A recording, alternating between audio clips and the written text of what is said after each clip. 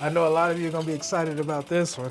We're bringing out the Trek Roscoe 9 today. Still my favorite mountain bike of all time. We'll see if something else can take its place, but for right now, the Trek Roscoe 9 is still my favorite mountain bike. But speaking of mountain bikes, I wanna talk about where the industry went when the pandemic was happening, because I think they didn't really think this through at all. And when it comes to all the bikes they're coming out with nowadays, I'm telling you, the more I sit around and think about this, the more I realize, man, money can do some serious things and some not so good serious things. And I think that had a lot to do with what happened in the industry.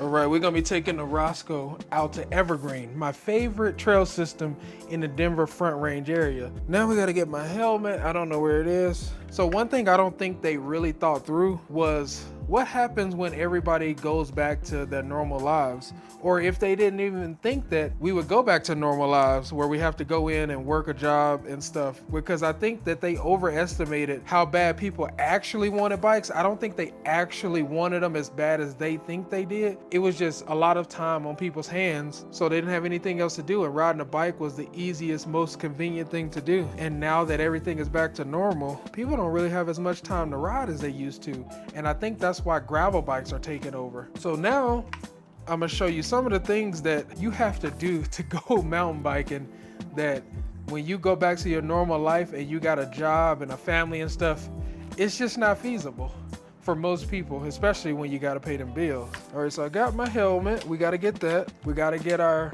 air pump. If you got gear, you gotta get the gear such as pads and stuff. But I'm not gonna take pads today. I'm gonna just take some gloves. Now we got what I'm taking to the trailhead today, and my shoes. Let me get my shoes. And now we're gonna load the bike up.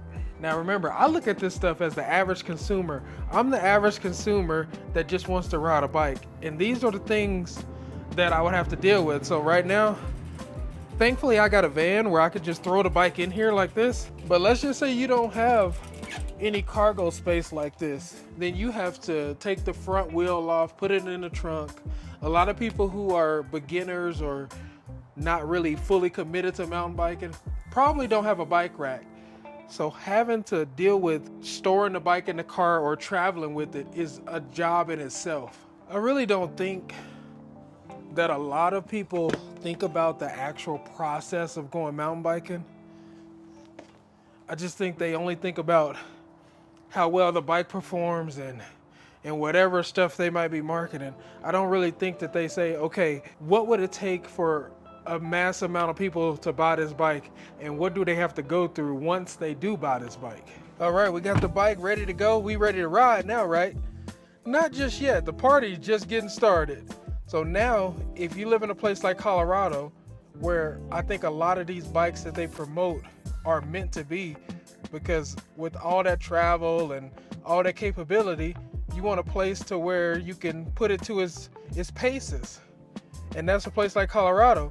And you gotta have a lot of money to live close to the mountains. But if you live kind of far away like I do, now we gotta type in that GPS and see exactly how long it's gonna take to get to the mountains to actually go ride. All right, so now we gotta go to a trail. And here in Colorado, you gotta go out to the mountains if you want something pretty rowdy. So now we're gonna go to Three Sisters and we're gonna hit directions. And look at that. That's 47 minutes to where I gotta go. Now that's not even any kind of riding or anything. That's just the drive time. Now you obviously don't have to go that far. They do have trails closer, but to get to anything pretty fun on these highly capable bikes, you gotta go out pretty far. So you driving anywhere from an hour and a half to 2 hours just to get to and from the trails, because the trails around here, depending on where you live, but where I'm at, it usually takes me about anywhere from 30 to 50 minutes to get to a trail, depending on the traffic.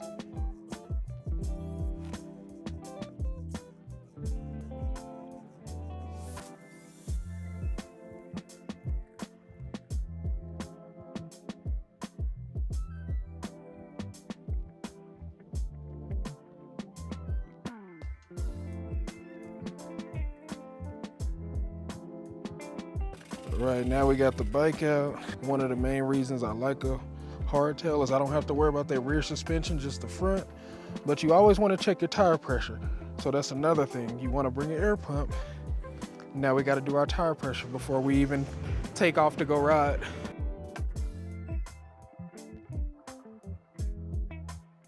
Now just think about this. We haven't even started riding yet. We've been driving for 50 minutes, getting ready for about 10. That's an hour. And we haven't even gotten on the bike yet. Now times may vary depending on where you ride, but this is about average in my area. Now we're finally getting our helmet on and our gloves, and then we'll be ready to hit the trail. But as you can see, after you spend thousands and thousands of dollars, this is what goes into mountain biking, especially if you want to get your money's worth with the mountain bike. And I'm just trying to figure out how many of those kinds of people can you sell to that have a life and a job and stuff.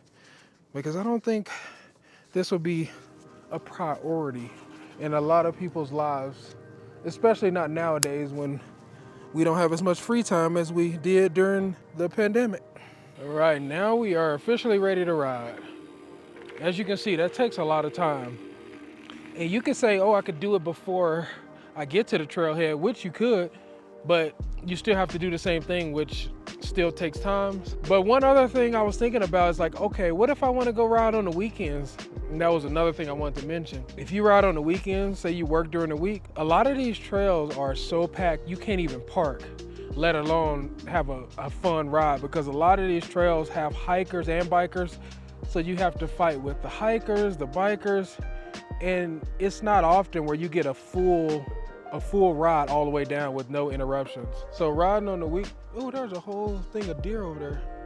It's like 10 of them. So weekdays are the best time to come out and ride, but if you work a normal job, then that's pretty hard to do, which makes it harder to sell those bikes. So there's a lot of factors that make me wonder if they ever really thought of everything going back to normal, what would happen. Now, in my opinion, mountain biking is run off two things when it comes to selling bikes. It's making money and passion. The people who are passionate, they make the bikes that they want to see come to reality, and they don't really intend on it not being relatable to most riders. So unfortunately, it's overpriced for most people, and a lot of people just don't see it being worth it for them. Now, on the other hand, a lot of people just want to make money. And during that time, that was a money-making time. All they saw were dollar signs, in my opinion. So they forecast the future only on making money and not, okay, what would this look like once everything goes back to normal? I don't even know if that was a thought, maybe it was, but as you can see the way it's going, it don't really seem like it was a thought. Here are those deer I was telling you about. They right over here.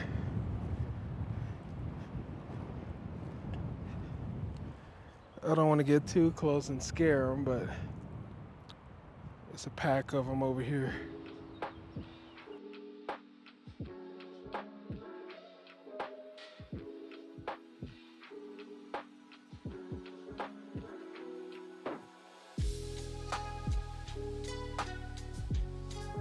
Now, even though some people might think otherwise, I rarely do sponsored content on my channel, and that's because I value your attention, I value your time, and you watching my videos is highly appreciated. There's a lot that goes into making these videos, and I do that because I love it, and I want you to be able to come here and enjoy whatever it is I'm putting out. So with that being said, I think a lot of companies, in my opinion, just saw that dollar sign and they just ran with it. And being a YouTuber, I guess you could say, it gets tempting because I get a lot of emails about sponsored videos, and I turn down 95% of them because of you watching my video. I don't want to make a dollar just to make a dollar. I want it to mean something. I want to give you something you value, you enjoy. So I steer clear of a lot of sponsored videos, even though a lot of people think I do. People send me products and I choose whether or not I want to talk about it and how much I want to talk about it and so forth. But nobody gives me money to talk about anything, and I do that purposely because then I can say whatever I want to say. But I just think they saw those dollar signs and that's all that they focused on. And being a content creator, it could definitely get tempting, so I could see both sides of it. But sometimes you got to take that pain for the pleasure on the other end. I know eventually I'll be able to get what I want out of this as far as financially, but for right now, I just want to put out quality content and give you something that you want to watch and enjoy and that you want to come back and watch. So even though it sucks still having to work and do YouTube at the same time, I feel like it's worth it because I'm able to stay true to who I am, stay true to you, not have to sell you a bunch of BS just to make some money. I'd rather just work hard and try to make the best videos possible. And I think these bike companies they just fell out of touch once they saw that money rolling in. And that's just my opinion.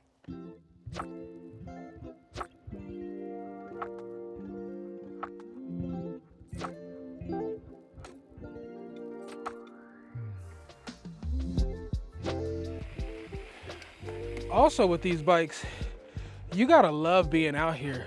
This is not an easy sport, and it takes a lot of bumps and bruises to get pretty good at it. And also, these bikes are so complicated now. You pretty much gotta maintain this thing like a car if you really wanna keep it in top-notch shape, keep it running at optimal level. These things are pretty much like cars or motorcycles. You really gotta dump some money into them to upgrade them, to fix them, maintain them.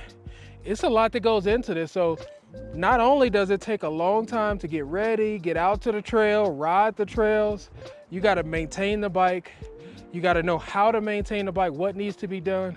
That's just a lot that I think is overlooked when it comes to the sale of mountain bikes. Most people are not trying to do all that. We just want to get out and ride a bike. We don't want it overly complicated. Cars are already complicated enough. We definitely don't want a bike that we got to maintain somewhat like a car. Now, I'm not saying I know everything, like I said before, but I just know from my perspective, being a customer, being a rider of bikes for 5 years now, it's just the conclusion that I've come to is bikes need to be more simpler, obviously a little bit less expensive.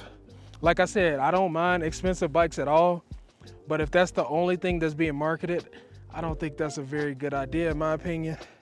Like I said, this is a fancy bike for me, even though it's a hardtail, and I rarely ride it. I like my Rigid and my Monster gravel bike. I like a lot of different bikes. Now, one thing I have noticed out on the trails now, and I've noticed it a lot more this year than last year, even though last year was quite noticeable as well, there are a lot of e-bikes now. And I think it's come to that point to where the people who are willing to spend that kind of money on a mountain bike are just choosing to buy an e-bike because it honestly makes more sense. Like I mentioned before, how much time it takes to actually mountain bike. An e-bike could probably cut that time in half, even more. So it makes sense. I think the big enduro bikes, the fancy bikes, carbon and all this stuff, I just don't think is as in demand as before, if it ever was by a mass amount of people. I think it's just for a small amount of people, which is weird that that's the people that they're focusing on. But I understand it. Bike lovers, they like to figure out the next innovation, the next thing to do with bikes. Oh, let's make this will be super sick. But at the same time, if you want to sell bikes, you gotta steer towards the more affordable, welcoming, easy to use bikes. And that's all I'm saying. But it's super windy out here. I thought I was gonna be able to film more, but I don't want to risk breaking any equipment. So we're gonna go out here, enjoy the beautiful weather, and try to fight through this wind. But let me know what you think down below.